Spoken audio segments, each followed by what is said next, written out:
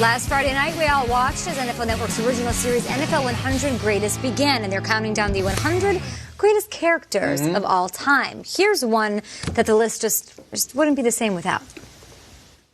Dion, maybe Broadway Joe. Joe name is a big one. Dion's a pretty good guess. Dion's you can good. Find out it's NFL 100 Greatest Characters, and it continues Friday at 8 p.m. Eastern and only on NFL Network. Our guy, Will Selva's out in the newsroom. Do what you were born to do. Hey, Will, what's up, baby? How you doing? What up, fam? What's poppin'? What's poppin'? What's I'll do poppin'? that in sync dance, Will. Oh, my goodness. I couldn't resist. Will. I just had to say it like about those that. I know what I was doing. I did it for emphasis. Calm down, everybody. All's well. Wow. There's self-awareness here. The Cardinals are riding a 2-game winning streak, and just in time, they're welcoming a familiar face to their defense. That would be corner Patrick Peterson. Peterson is returning from a suspension that cost him 6 games for violating the league's performance-enhancing drug policy. NFL Network insider Ian Rappaport reporting the punishment came from an attempt to manipulate or mask a result. Now, Arizona can certainly use him on defense, as it's given up 444 yards of total offense in the win over the Falcons. They ranked 30th in pass defense this season.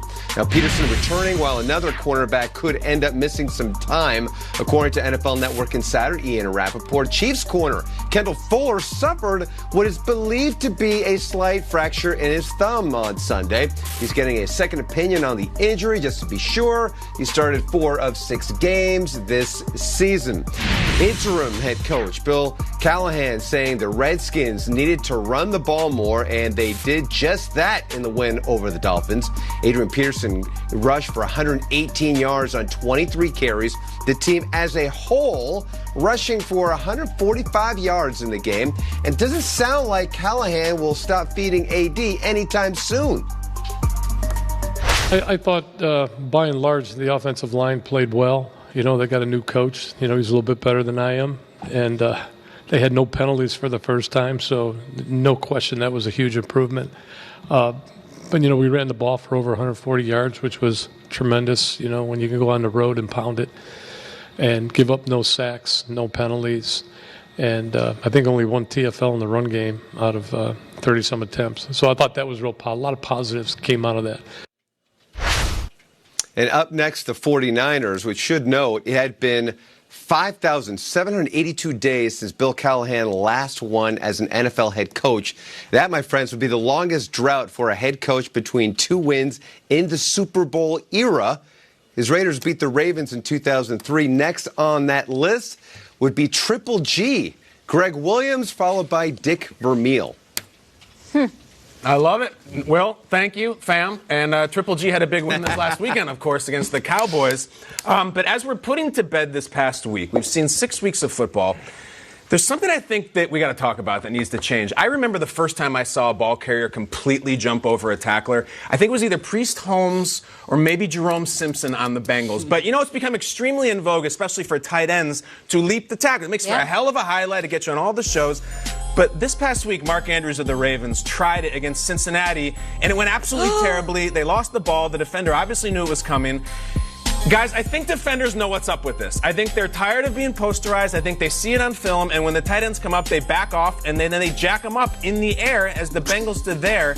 So I tried to think of a way to convey this message to maybe some of the other tight ends, and I went down a wormhole of some of our favorite NBC stars from yesteryear, and suddenly I'm looking face-to-face with David Hyde Pierce, Deborah Messing, Helen Hunt, who back then would tell you maybe some things that you needed to know.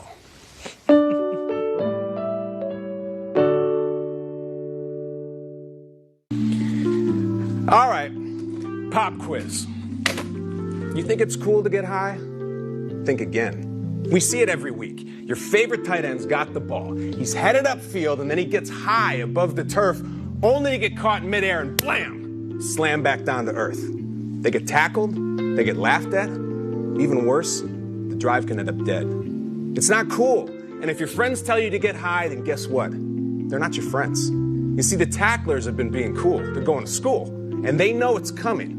But I know this. In life, you can't just leap over your problems. You got to confront them. Choosing to get high is choosing for that play to end. And believe me, that end, it's not tight.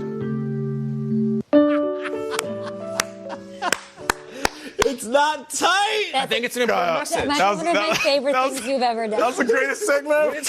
You have to realize we didn't know that was coming. That was the greatest thing I've ever seen on this show. You gotta confront your problems. Oh not leap my over God. them. Philip, front them head on. Like that. What a message. If your friends are telling you to get high, they're not your friends. They're not your friends. You need new friends. And it's really cool. Everyone's doing it. It's not cool. What's cool is staying in school, staying on the ground. That's what I'm saying. Mark, I don't know why you're laughing at my resume. I used to work for the NBC. Everything. I was proud of that work, right? Oh, amazing. You Everything hope, from Bo. the backwards chair, you nailed it. The backwards, it just felt it in the moment. The backwards chair is kind of cool. Got to keep it real with the kids. If you put the backwards chair, all of a sudden it's immediately 1990, and you are the coolest guy in the world. I mean, that felt good. We should put these chairs backwards. That's the substitute teacher. You just could saddle up on these things like this. All of a sudden, I'm Kirk Cameron, and I'm telling you, stay away from power lines. You know what I mean? It's the best. We love the message. It's brilliant. talk about it. You talk about it. Oh. Is it an actual concern that you have that this fad has sort of worn itself out? 100%. I think the safeties know, and I'm not joking. I think that they know that the highlight is coming. Go ahead, Peter. You're literally going like this, like Randy Moss with his hand up because he wants to talk. What do you got? When you get the six-pack, you cut up the plastic because the dolphins might swallow. That's the thing. You get caught in those things. Exactly It's right. ducks. Nate, you ever Devlin jump Hodges over a would guy? not appreciate that joke. Ducks with dolphins. You ever jump over a safety, Nate? What are you laughing at? The way you started it, it's not cool to get high. It's not. It was a guy jumping. Just ask the cast from Cop Rock. They will tell you it is not cool to get high. But in then any at the sense. end, it's true, it's not cool to get high. But They then at know. the very end, he said, what did you say? In that end. Believe It me, ain't tight. it's not tight. Because the tight end is the position. It was a play on words. It came to It's me. one of my favorite things you've ever done on Thank the you show. very Tweet much. us your thoughts at Oh, my GMFB. Up next, we're going to talk about these Lions and these Packers. Nate played for the Lions. They get a loss. Whose side is he on? We'll ask him. And did a tight end have the fanciest footwork of the week? Hopefully they didn't hurdle or That's feel the logo wrath right of there. Kyle Brandt. Yeah, don't hurdle safeties. It's not cool to get high. If we don't win an Emmy for that, I So what's quit. with this energy drink? Should I drink multiple ones? or Yeah, should just I be over and over, tons Be of them. careful. Yes. The thing about quicksand is, you want to spread your arms and get a stick. Quicksand was a thing.